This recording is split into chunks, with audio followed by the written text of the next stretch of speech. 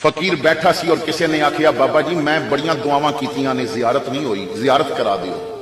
फरमाया पुत्र अज राती ना रोटी भी मेरे कोल खानी है ते रात भी मेरे कोल गुजारनी है, तेनों जियारत करा देने हैं, कोई औखा काम ते नहीं। वो घर दसे आया अज राती रोटी भी मैं पीरां कोल खानी है ते रहना भी उत्थे है।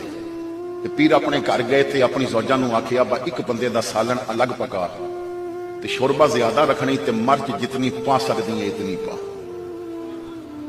उन्हें चंगी दबा के मर्च पाई।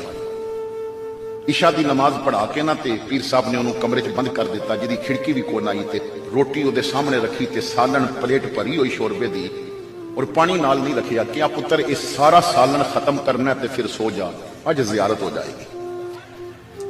मर्चां बलासन, पानी है नहीं सी, अखा नक चो पानी पिया वगे, सी पिया करे।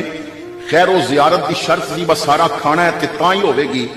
वो दो रोटियां नाल सारा सालन खत्म कर गया ते मर्चां अंदर अग लाई हुई। बड़ी मुश्किल नाल ना कोई घंटे की नींद आई, पर नींद आंदी गई ना ते फिर किधरे नलका, किधरे मटका, किधरे दरिया, किधरे चश्मा, किधरे समंदर, पानी पानी पिया वेखे। फजर वेले आप आके उठाया, दरवाजा खोलिया। हाँ पुत्र दस कोई जियारत हुई है? हुजूर ख्वाब ते वेखिए पर सारी रात पानी वेदा रहे हैं, मटके, घड़े, चश्मे, दरिया। फरमाया पुत्र यही समझाने वास्ते ना तेनों अज मर्च खवाई है।